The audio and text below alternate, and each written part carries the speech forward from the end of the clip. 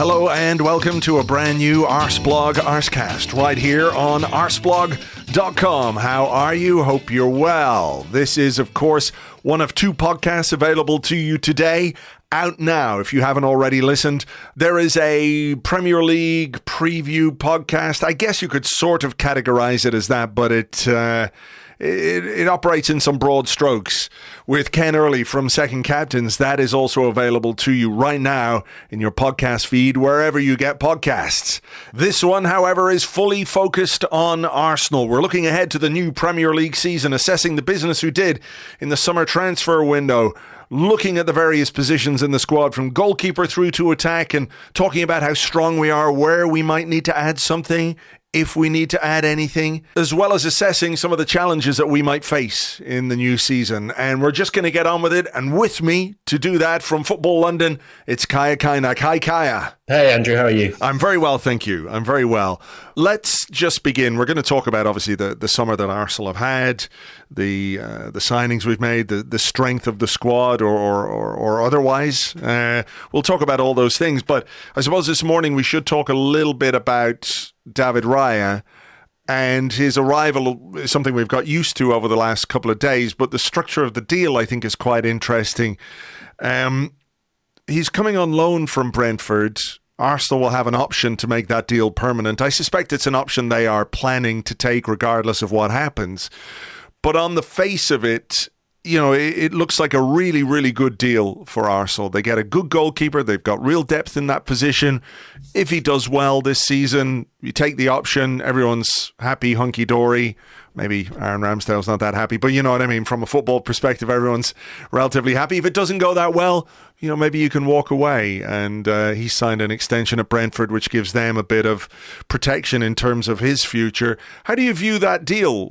Because it did come as a bit of a surprise, because there was talk of like 27-30 million pounds being on the table in a straight up purchase option from Arsenal.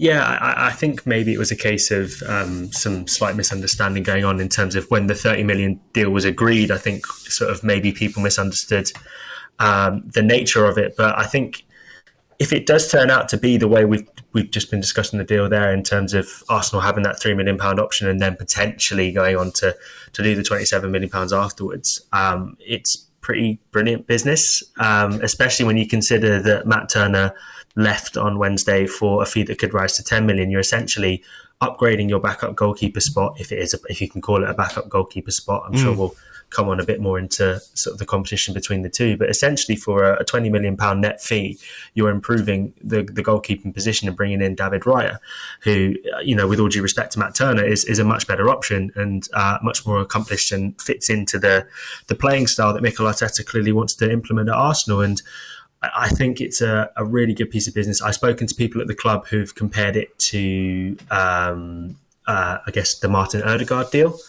and the way that Arsenal sort of tried before they bought, in that sense. Try before you buy, it doesn't work. Yeah. Get your tenses mixed up. Yeah.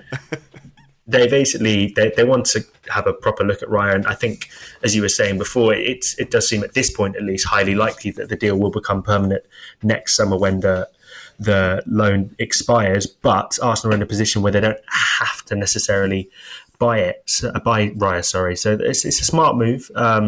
It's a smart way of improving a position without necessarily having to, I guess, put too much more financial burden on a club that has already spent quite a lot of money this summer, and a club that, in terms of sales, is, while there's still, you know, deals to Fuller and Balogun still in the works and plenty of other players, they've maybe not brought in as much as, I don't know, they would have been hoping to at this stage. I don't know if that's maybe a bit unfair, but in terms of the sales, the only significant outgoing so far has been Granit Xhaka, and then Austin Trusty and Pablo Marie have obviously left, and a few loan deals have gone. But yeah, it's smart business from Arsenal.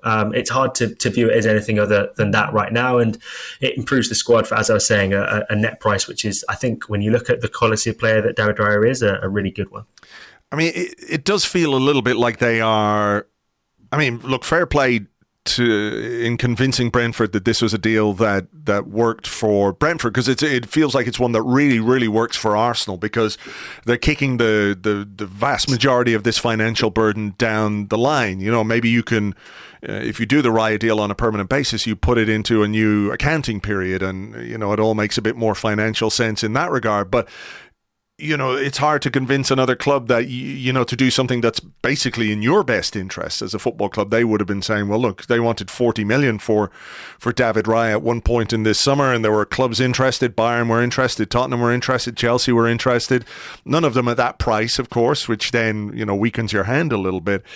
But, you know, Arsenal are operating at a significant financial deficit this summer. You mentioned the deals that have been done: Xhaka, Trusty, Turner, Pablo Marie. There are potential deals still to be done, but what Arsenal have spent this summer, and what they spent in January, and what they spent last summer without really bringing very much in, demands, you know, incoming business is done to sort of not balance the books, but at least offset some of that financial burden. And I'm sure that, you know, during the US tour, you had a chance to speak to people out there as I did. And why part of this Raya deal is a bit of a surprise is that, you know, what we were told, I'm guessing is the same thing, that the focus was very, very much on trimming the squad, getting players out, getting some money in, and then maybe towards the end of the window having another look at what the market is presenting, what opportunities might be out there. Yeah, I think that is the case. But I think with this particular position, with the goalkeeping position, when the obviously interest from Nottingham Forest came in for Matt Turner, Arsenal couldn't go into the season with just Aaron Ramsdale as their goalkeeper. Obviously, Karl Heinz in the squad, but hasn't been, I guess, the most convincing in the limited appearances he's had. So they couldn't go into it with that. And I wonder if there was a degree of opportunism where David Raya surprisingly hadn't gone to any of the clubs you'd mentioned. He had obviously had interest from lots of teams, but none of them had materialised. And they were starting to think, well, you know, maybe this is something that we could start to think about going forwards. And obviously David Raya is a long-term target for Arsenal. It worked with Inaki Kanya back at Brentford, was someone Arsenal were targeting when they went for Runnison. You know, we all wonder how different things might have been if Arsenal had gone for Raya in the first place instead of Runnison. But when that deal was sort of available, if you like, to do, and Matt Turner deal was obviously in the works as well, it seemed to make a lot of sense. And like we say, the way it's worked out financially, it seems to make a lot of sense as well. I think also, given that it's happened this late in the window, it did give Arsenal quite a significant hand when it came to negotiations. So obviously Brentford didn't want to lose him for free. He's a player who is a high value, a high ticket sale for them, a high value player for them, and they wouldn't have wanted to lose him for nothing. So obviously the deals for Spurs and Bayern hadn't quite worked out, and Arsenal went into it knowing that maybe they could sort of try and negotiate Brentford down a little bit more, and that seems to have played to their advantage in terms of Brentford maybe having to accept a deal that on paper doesn't quite look as good as it could be for them right now. Obviously they'll potentially get the money in the long run, but I think it certainly significantly strengthened Arsenal's negotiating hand that they could go into this deal saying, look, we know you've only got 12 months for this player. You've already signed your replacement for him. He's not been in your squad pretty much all of pre-season. He wants to leave. You want to sell him. Here's our offer. Take it or leave it kind of thing. And Brentford seem to have taken it. And it's worked out pretty well for Arsenal, and a good piece of business, I think, overall. Yeah, I mean, we are going to go through the various areas of the team and assess the strength of the squad, and I suppose while we're talking about this, it's a good time to maybe discuss that. I do think there are, you know, some longer term implications for Arsenal when you've got two number one goalkeepers, and it's a situation that in the long term feels basically untenable because somebody is going to lose out and you've got to make a decision and all that kind of stuff. But in the very short term, you know, the season ahead is going to be long. There's going to be a lot of football. There's Champions League football. There are the cup competitions, 38 Premier League games. I would be the first to acknowledge that I, harboured some worries. If Aaron Ramsdale got an injury, would Matt Turner have been stylistically the right kind of fit for 10, 12, 15 Premier League games if something like that happened? And I'm not sure, given his his strengths and weaknesses and his ability on the ball versus Ramsdale and Raya, that it would have been. And in that sense, I feel a lot more comfortable going into the new season with someone like Raya, who's going to start, I guess, the season as backup to Aaron Ramsdale. It's Aaron Ramsdale's shirt to lose. We know from everything he says and the way he speaks that he is going to fight and will fight and has always fought for everything he's got in football. So it's not going to be easy for David Raya by any means. But when you think about it over the course of this season, it is probably as strong as you could ever hope for. You have that redundancy, you have that backup, you have that ability, if a player loses form, to make a change that you're not as concerned about as you might be with, as you say, with all due respect to Matt Turner, with him as your number 2 goalkeeper.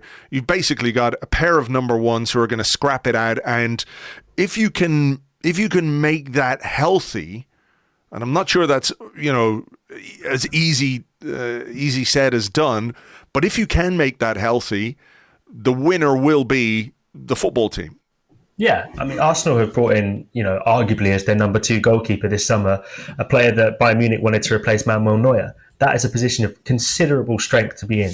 That is a position where I don't think I can think of any club in the world who has 2 goalkeepers as good. I don't know if Keylor Navas is still at PSG. Maybe you could argue Navas and Donnarumma, but even that didn't really work in the long run. I'm trying to think of other examples where there have been 2 number ones that have sort of worked. Barcelona did it a bit with Claudio Bravo and Marc-Andre ter Stegen, but obviously Bravo went to City and that didn't really work out. Arsenal have even done it a bit in the past with Petr Cech, Bernd Leno, Petr Cech, David Ospina, Wojciech Szczesny, David Ospina, Szczesny, Fabianski, I mean, loads of them. Even going back as far as Layman Almunia, if you like. And there's always been competition among the goalkeeping position, and I don't think you're alone in sharing those sentiments when it comes to Matt Turner. In terms of, not that he's a bad goalkeeper by any stretch of the imagination. I think everyone respects that he's a very good player, a very good shot stopper, but stylistically.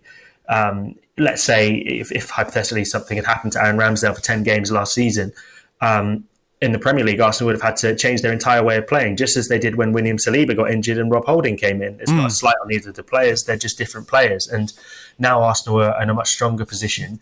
You're right in the sense that the difficulty is how do they manage that now? And I think Raya seems like the kind of guy who will be professional about it, and Ramsdale seems like the kind of guy who will be professional about it. And Ramsdale's obviously been in the position where he's come in and had to fight for Bernd Leno's spot and done that in the right way, if you like. And if Raya were to come in, then I'm sure he'd try and do things the right way as well. And I guess from Mikel Arteta's point of view, he will be viewing it as something that's great, something that's good to have even more competition. And he was asked about this after the Community Shield, and he said, I hope Aaron doesn't feel any extra pressure, but everyone has to have competition. And he even referenced himself saying that I've got to have competition because there are lots of managers who would want to come after my job. And I think the goalkeeping position is such an unusual one because it's not like any other position where, let's say, if Arsenal were to bring in another centre-forward to compete with Gabriel Jesus tomorrow, you could maybe give Jesus the first hour of a game and then the new centre-forward the half hour of the game. You can't do that with a goalkeeper. No. It's 90 minutes or bust. There's no sort of rotation, really. And obviously, the Champions League means that hypothetically you could have a Champions League and Cup goalie and then a Premier League goalie, as some teams have done in the past and Arsenal have done in the past. But even still, there's going to be someone who's unhappy with not playing week in, week out. But this season, at least, it does look very exciting. And you're right in the sense that if Arsenal want to win the league this season and let's say something were to happen to one of those 2 goalkeepers, they're now in a position where they don't have to change their style of play at all because they've got 2 goalkeepers who are incredibly blessed with their feet at the back. So yeah, it's a definite position of strength for Arsenal. The difficulty is how will they manage the 2 sort of the egos of the 2 players and make sure that they're both sort of competing and both feel like they're part of the squad, because Arteta has spoken in the past about having large numbers that are unsustainable. Having 2 high quality goalkeepers, in my opinion, is unsustainable as well. So one of them you would think will leave next summer if sort of an established number 1 gets formed over the course of the season. So that's up to Arteta to manage it, but I'm sure he's looking forward to it. Yeah, gloves are on or off. I don't know how you would say that when it comes to goalkeepers. The gloves are on in an off sense. We'll see how they go. I think it's going to be a very interesting aspect to this season. And I think it's also one where I think, the manager has to handle it well. He has to handle it carefully. You could make a mistake with one of these guys and not necessarily burn your bridges, but, you do have to manage situations like this particularly well. So we'll see what happens. Let's move on to defence. And you mentioned William Saliba and the fact that he was injured at the end of last season, and Rob Holding came in, and it had an impact. It had an impact on how we played. It had an impact on how we defended. And I'm not saying that's the only thing that cost us the title, but it was one of the factors in the end of season troubles that we had, which led to, some poor results and Manchester City overtaking us for the title.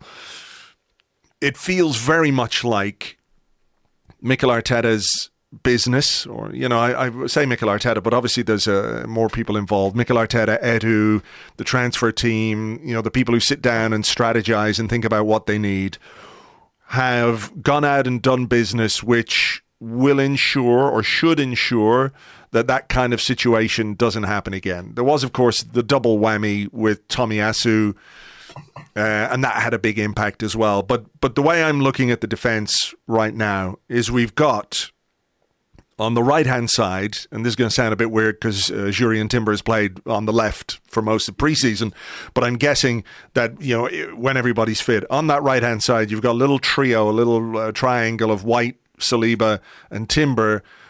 All three can play centre-half. White and Timber can play right-back. Then on the other side, you've got Gabriel, Kivior, and Zinchenko. And again, Kivior can play centre-half. He can also play at left-back, as we've seen. Zinchenko is the left-back in inverted commas.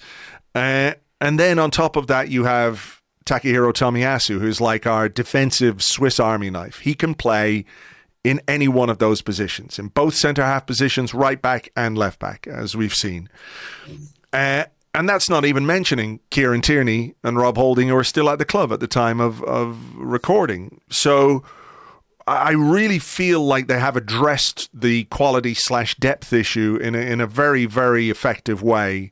Kivior in January, and now Timber in this window. And to the best of my recollection anyway, it feels as strong a group of defenders as we have had in a long time. I remember a few years ago where, I can't remember who I was doing a podcast. I think I was doing a thing on BBC 5, Radio 5, and Rory Smith was on it. And Rory Smith dropped a bit of a bombshell when we were talking about Arsenal's defenders. He said, Arsene Wenger actually sees Nacho Monreal as the third centre-half this season. I was thinking, what the, I love Nacho, no slight on him, but it demonstrates how far we've come when you look at the quality and depth of options that Arsenal have in defensive positions. It feels really solid. Yeah, I think I remember that season you might have been talking about. I feel like it's 13-14 where it was just Mertesacker, Koscielny and Vermaelen, and then the other one was going to be Monreal. And that's it. That was stressful because what you're thinking, oh God, what if something happens to one of these guys? And listen, it would still be terrible for Arsenal to lose William Saliba, don't get me wrong. He kept Erling Haaland quiet to the extent that Erling Haaland's dad had to go out to bat for him on Twitter after the game in the Community Shield.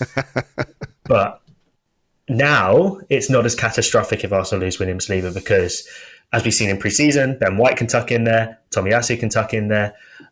The option of playing Kivior at right centre-back is there as well.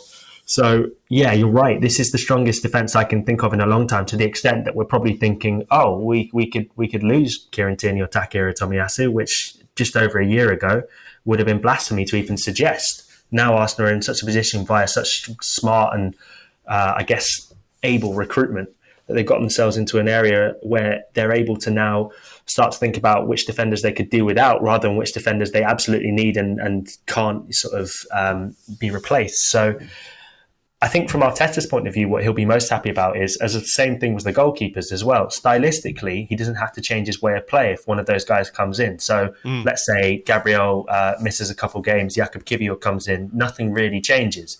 Same as we've seen in pre-season, where Zinchenko's been out injured. Last season when Zinchenko was out injured, Tomiyasu and Tierney both came in and did their best, but they can't replicate it. Jurrien Timber's come in, nothing really changes. If right back Ben White would get injured, Jurrien Timber would flip over to the right-hand side, nothing really changes. So he's got his plan A, and then he'll say plan A, 1, 2, 3, etc. He won't go plan A, B, C. But in terms of making that defined style of play so sort of bulletproof that no amount of injuries can really, I'm not tempting fate by saying no amount of injuries, but a realistic amount of injuries can't cause it too many problems.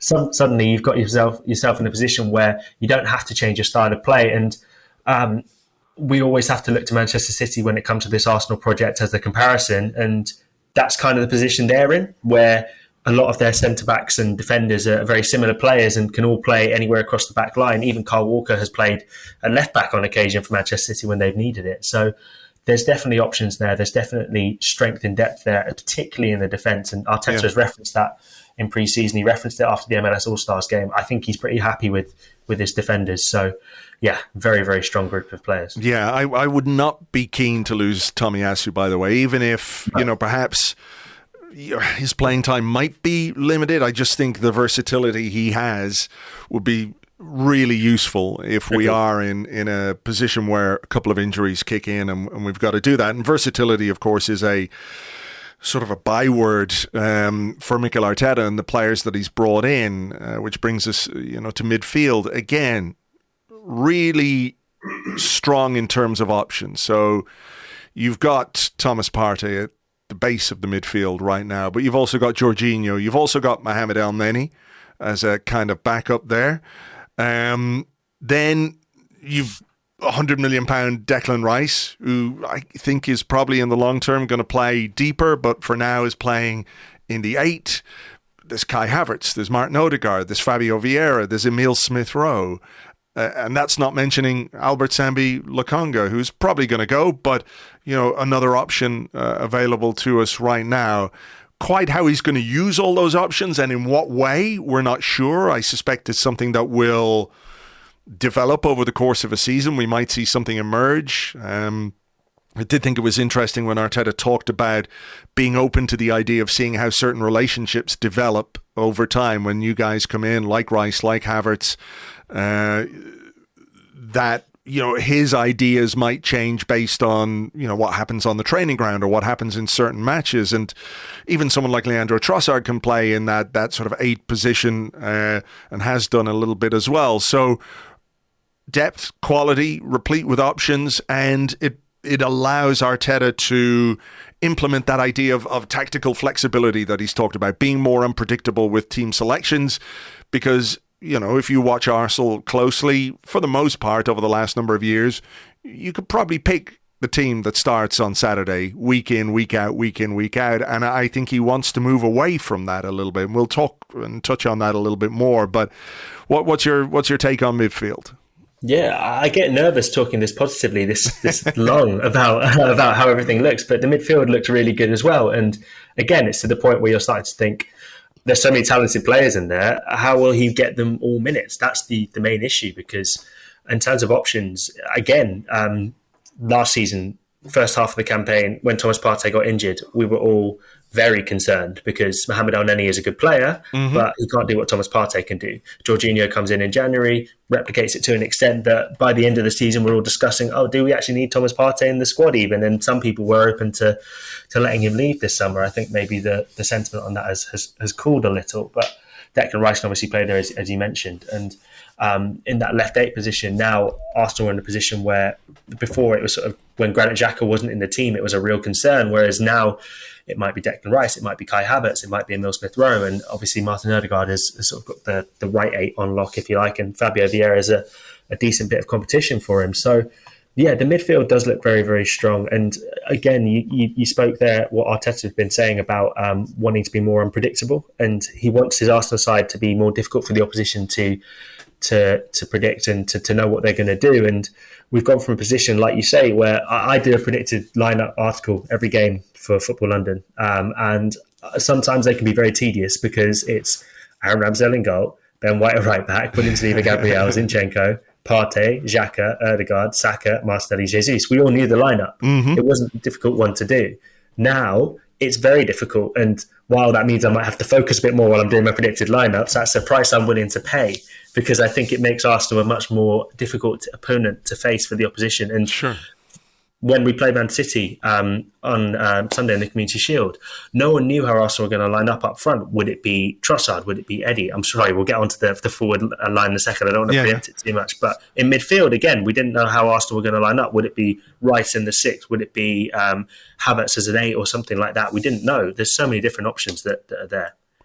I mean, is one of the challenges of this season ahead, before we get onto the forward line, is one of the challenges of this season Arteta himself expanding his horizons, if that's the right way to put it? Because I think where he has been successful has been with a relatively small group of players, with a consistency of team selection. And I think we all recognize that to develop and to continue the progression and to continue the trajectory that we're on, that has to change, because you can't keep doing it, because, you know, ultimately you will become predictable. People will know who you're picking because they'll read your article in Football London. And, you know, all the opposition managers, that'll be their first thing on a Saturday morning. What's the team? Kai has told us the team. But, you know, that is going to have to be something that he has to lean into. Now, it's something he wants to do, obviously. It's something he's talked about. It's something he's talked about needing greater depth and more quality in the amount of players. He said, I need 22 or 24 players in May, all fit and fighting. And that's, you know, great. But you've also got to then trust those players and think about your team selections and be willing to make changes. That when you are, for example, away from home on a Wednesday in the Champions League and you're facing, I don't know, a lower to mid-table team in the Premier League, you've got to be able to say, okay, maybe Martin Odegaard sits this one out and Fabio Vieira plays. Or maybe it's a game for Jorginho in midfield. Or maybe it's a game for another up front. You know what I mean? You've got to be able to say, or got to be able to use your squad. You know, this depth that we talked about at the back. It's great to have partnerships, but you've got to be able to manage the minutes of these players so that over the course of the season you get the most out of them between August and May, and you don't run out of steam, you don't run out of players. This is going to be, I think, the biggest challenge for Mikel Arteta. Yeah, I agree. I'm glad that we've been able to find a sort of challenge to talk about, because I was getting, like I said, nervous talking about all the positivity. Now I can find an anxious spin to put on things. But yeah, and when it comes to Arteta, you spoke earlier about how his successful periods have come when Arsenal have had a very defined lineup. Also, when you're in that lineup as a player, it's great. But there are lots of people you speak to who may be close to players who have not been within the camp, and they maybe don't feel as part of things as maybe they could or probably should. And if you look at the way some of the fringe players' form has dipped, obviously there are some certain fringe players who respond really well to it. So Reece Nelson's an example, where hardly got any minutes until the Bournemouth game. Obviously got his little spell against Forest, but didn't really get many minutes after that. Comes in at the Bournemouth game and then goes on to have a relatively big impact on Arsenal for the remainder of the season. But for every Reece Nelson, there's a Fabio Vieira and Albert Sambi Lokonga who, having been on the outskirts of things and not really trusted by Arteta and very clearly not trusted by Arteta, you start to get the feeling that maybe those guys don't feel as though they're important. And then when it comes time to rely on them, particularly with Lokonga, for example, when Arsenal were chasing the Champions League a couple of years ago and Sambi had barely had any minutes. I know there weren't many minutes where maybe he could have played, and cup competitions weren't as readily available, and there weren't many minutes in the Premier League to go around, but it's on Arteta to be ready for that and to know that he's got to use his squad. And it's not something he's really had to do. It's not something that, particularly when you're not in the Europa League, where you can't just have a Europa League 11 and a Champions League 11, it's something that's going to be very difficult for him to do. And I'm sure if you were to ask him about it, he'd say, yeah, I'm really looking forward to that as a challenge. But it is a big question mark over him as to how he manages a big squad of players who are all at a very high level. I think probably the best example of how he's going to do it and how successfully he can do it is how he's managed, for example, Leandro Trossard and Gabriel Martinelli, both going for that left wing spot. Two players who I think if one of them was starting and one of them were on the bench tomorrow, none of us would really have any issue if you were to flip it. So let's say Forest, Trossard starts on the left, Martinelli's on the bench, we're all fine, and vice versa. So I think he's managed that pretty well. Similar with the Jorginho Partey, a lot of the January signings that came in, even Kivior coming in, he's managed those pretty well. So I get the feeling there's a little bit of evidence to suggest he can do it. But like I say, for each of those pieces of evidence, there are players like Lokonga, like Vieira, who's tailed off in confidence, although has looked a little bit better in pre-season, in fairness to him. But there are plenty of players who maybe suggest that, when they're not fully included, when they're not fully a part of the group, it's difficult, especially when you may need to rely on them later in the season. So you're right, that is a big test that faces Mikel Arteta this season. And it's one that could be crucial because the reality is, as much as he wants those 22, 24 players fit come May, it's very rare you get that. Very, very rare, particularly for Arsenal. Yeah. So I think it's something he'll have to get used to and something he'll have to hopefully get better at over time. But I think there's some evidence, some brief evidence to suggest he may get better at it.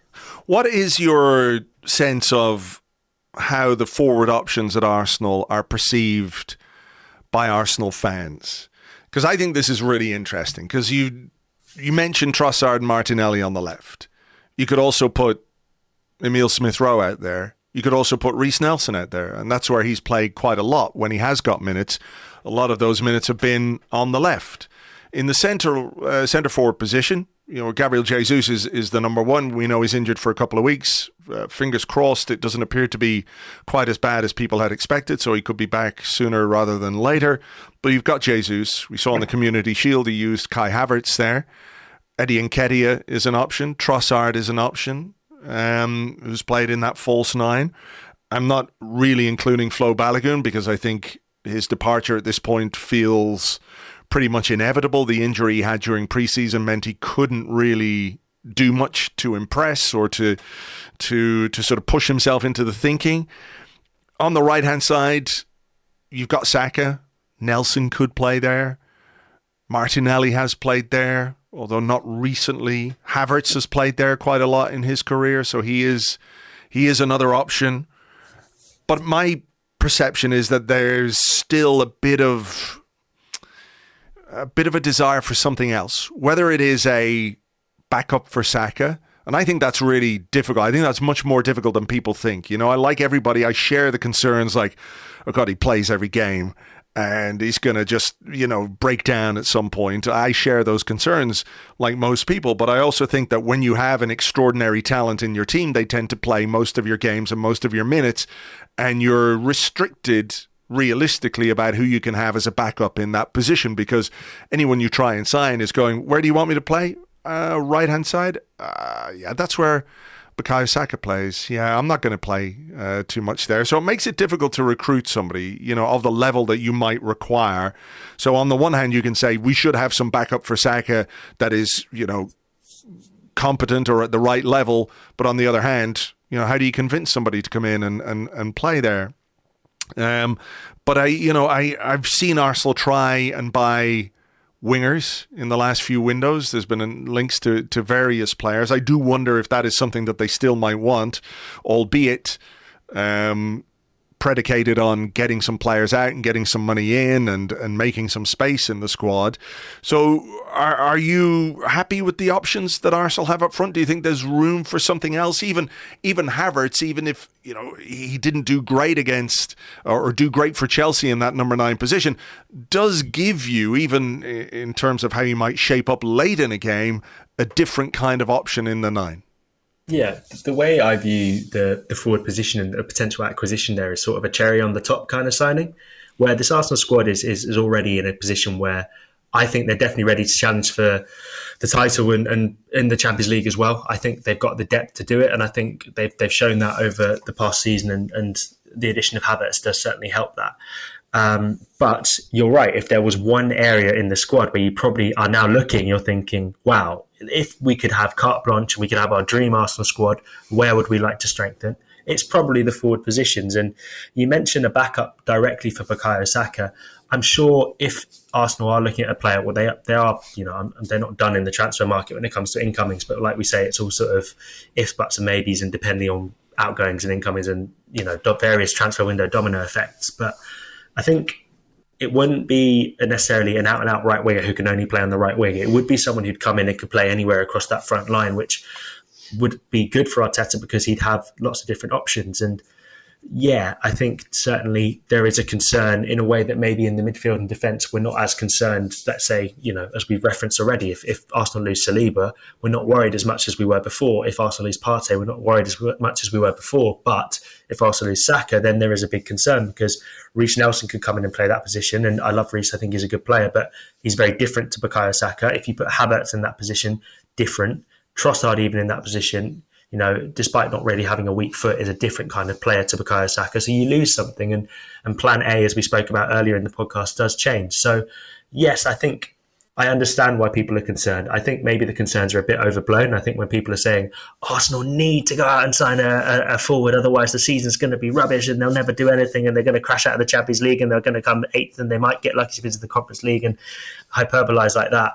Obviously, that's a bit silly. But I think there's definitely scope for another player to be added into that area of the squad. I'd say there's sort of room, but I think it all has to depend on the outgoings, I'd say. And Nicola Pepe is still at the club. Flo Balogun, as you mentioned before, while it does seem inevitable that he will go, he's still at the club. And those are still wages that are on the books and those are still fees that need to come in. So I think Arsenal will maybe see what they can do in terms of the outgoings before looking at an incoming. That's just a sort of a bit of an opinion rather than necessarily insider info that's definitely going to happen kind of thing. So just before people pick that up and start sort of aggregating it. But I think it's a case of, yes, there definitely is an appetite for a player to come in the forward positions. And I agree, it would be... You'd look at the squad and think, yeah, that would be welcome. But whether it will happen remains to be seen. Or maybe it's one they wait to do until January or something like that and they sort of see how the first half of the season goes. Yeah, I mean, that was a question that I had was, do you expect anything else to happen, and if so, where might that be? And you've already answered that question. So it might be a case that something else happens in the forward line, but of course, as you say, Pepe is there, Balogun is there, Cedric is there, Lokonga is there. Marquinhos is still there. We're expecting him to go to Nantes very soon, but he's still there. So yeah. So there is a need to sort of clear the decks to an extent.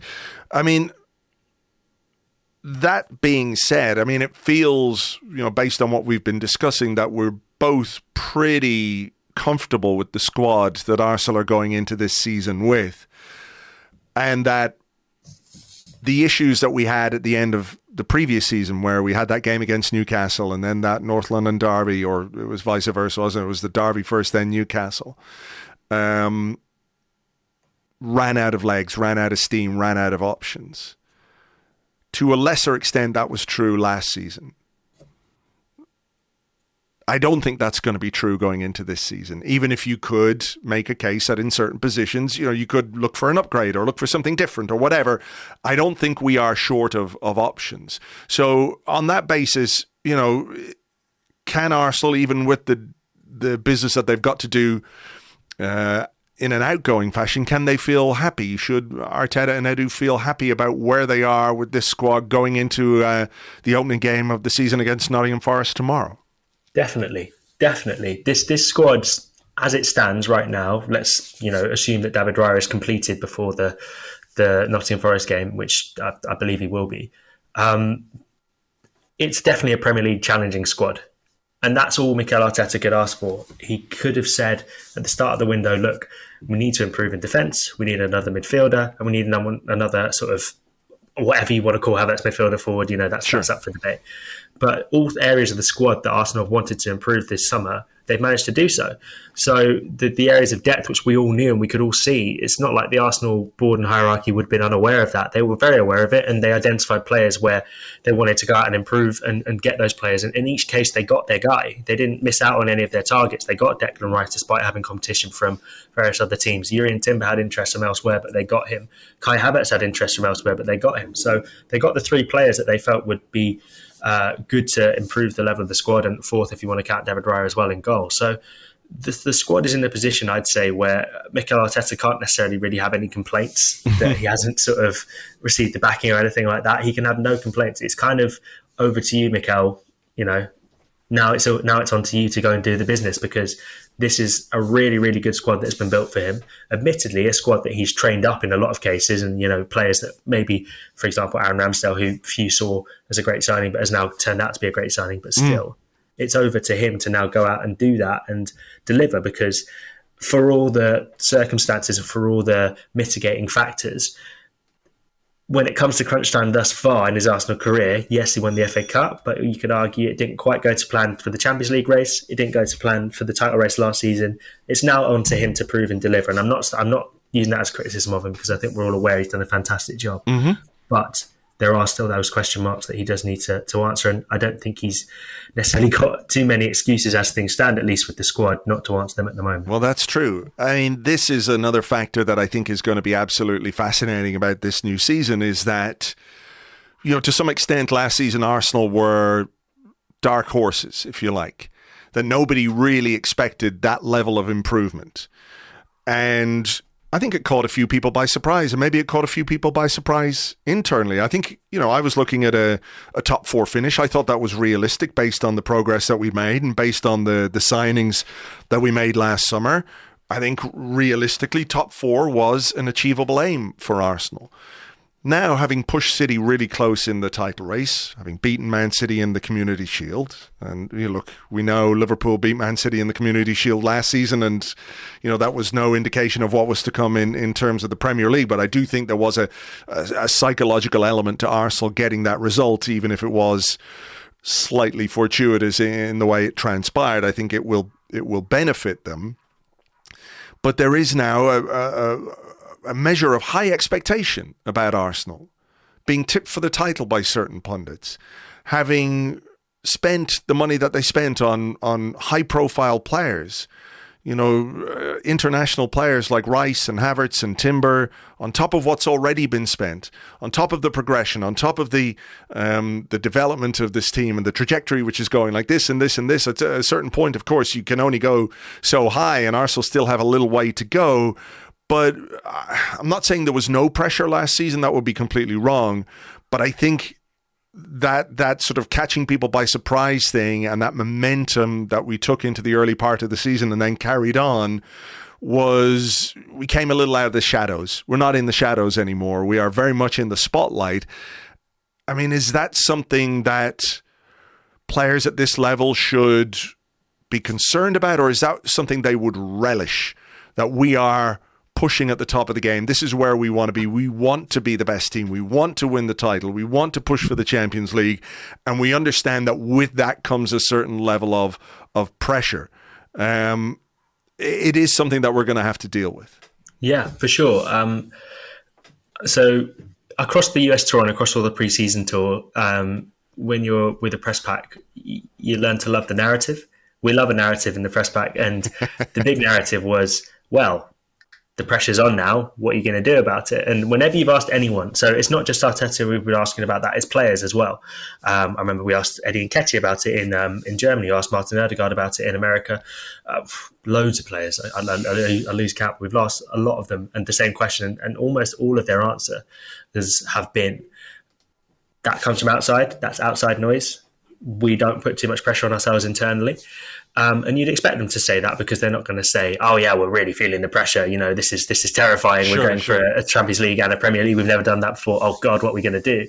But I think what it does suggest is that, and if you look at the relaxed atmosphere around the group, and I know you can always read too much into body language, and everyone looks like they're having a nice time when they're kicking a football around in 30-degree heat in DC and New York. It's not too bad a life. But also, I think the vibes do seem very relaxed and positive and calm and confident around Arsenal training right now. And you don't get the sense that anyone's too worried about the fact that this pressure is on them. I think, like you say, last season was something of a free hit in terms of the title race because no one saw it coming.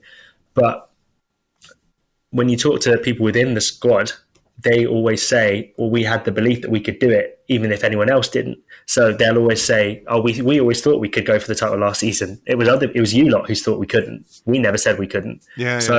From their perspective, they probably think, well, we had that pressure on us last season anyway. This season isn't any different. And I think you've got characters in the squad, and I think Jorginho is going to be perfect for this in the sense that I remember spoke about the Newcastle game, and in that Newcastle game, he referenced how much he loved the atmosphere, and he basically said, look, this is what being a professional footballer is all about. This is what we're here for. We're here for these big atmospheres and these big games, and we're here to compete. And I think that's how a lot of this Arsenal squad will approach this coming season. They'll be viewing it as, well, this is kind of what our whole careers have been building up to. It's to be in the title race. It's to be in the race for the Champions League. This is what we've all dreamed of as we've grown up. So now it's here. I don't think they'll be afraid of it. It certainly is a pressure that comes from outside, but from within, they probably would have been thinking that anyway. So it's certainly an interesting narrative, as I said at the start, to see how they cope with the pressure. And if Arsenal start to falter around Christmas time, I'm sure it will be Arsenal struggling with the pressure of being title contenders. Or if Arsenal have a poor start to the season, I'm sure it will be Arsenal struggling with the pressure of being title contenders, whereas last season everyone sort of underestimated them, and probably would be a fair narrative to draw, a conclusion to draw. But it's up to Arsenal players and squad and staff now to prove that they can handle the pressure. And I think the early evidence suggests that they will be able to. Yeah, I mean, there's just such a nice mix now of young players, young talent players who haven't reached their potential, with some players who do have experience, like Jorginho. I do remember, those comments he made after the Newcastle game last season where he was fucking loving it. This was great. And he was really good that day. And I guess it's about transmitting that experience and teaching these younger guys how to relish those moments. So it is all very exciting. I mean, the other aspect of it, of course, is that Arsenal can only do what they do. There are 19 other teams in this Premier League, 19 other teams with plenty of resources. We know there's a fairly established pecking order towards the top of the table. So I don't want you to predict the final outcome of the Premier League. That would be unfair. But I'm looking at Manchester City obviously as the defending champions, as a team that will finish in the top four, basically the team to beat this season. I'm hopeful obviously that Arsenal can improve and go better and do better and get over the line and maybe this season, on the 20th anniversary of the Invincibles winning the title, our last title win, it would be nice to get one under our belts again, because it's been too long. Who else do you think is going to push, or who else do you think is going to finish in that top four? Because we know who's going to push. We know the big teams, but who do you think are the other two that could finish in that top four? Man, that's a good question. It is, yeah.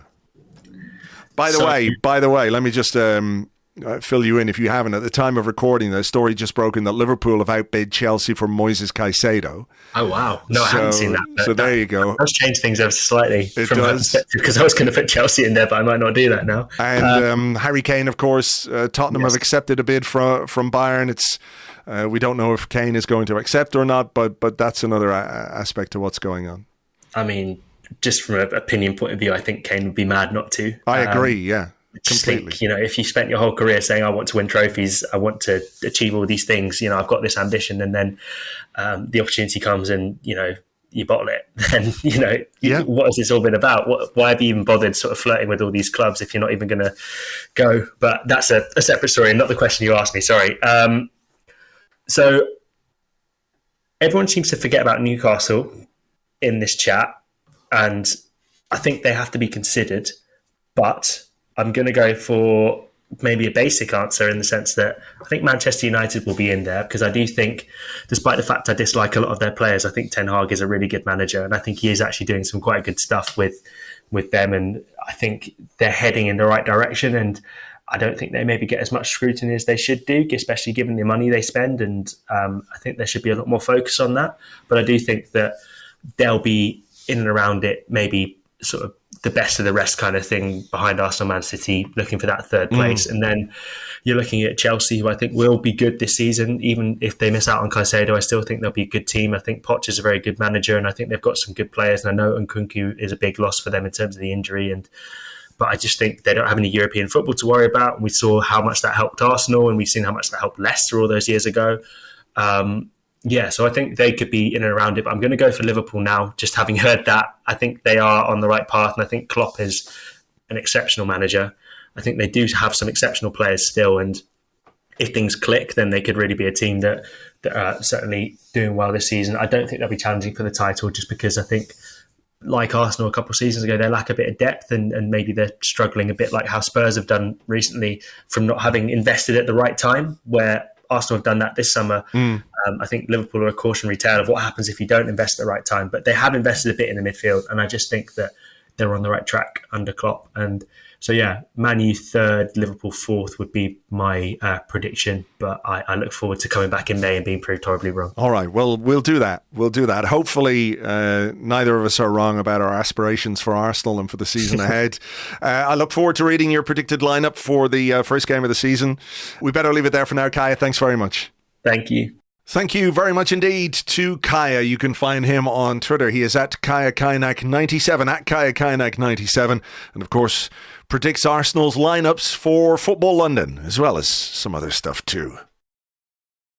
So there you go. Hope you enjoyed that. And the new season, of course, begins bright and early on Saturday. 12:30 kickoff against Nottingham Forest, a team perhaps that we 0-1-2 after what happened at the end of last season, but a nice way on paper to kick off the new season at home. Hopefully it's a nice day, and hopefully we can get the right result. We will talk a bit more about the Nottingham Forest game, a bit more detail on that in our preview podcast, which will be available on Patreon on Friday afternoon. So please do join us for that, patreon.com/Arseblog.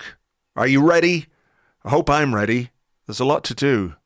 A new season, all the stuff that comes with it, you'll find it on arseblog.com and arseblog.news, of course. Match reports, blogs, columns, stats, player ratings, all of that kind of stuff. Basically, every bit of Arsenal coverage you could possibly want, without any of the bullshit, without any of the clickbait, without any ads, by the way, so you get a great reading experience. It's all there on the website, arseblog.com and arseblog.news.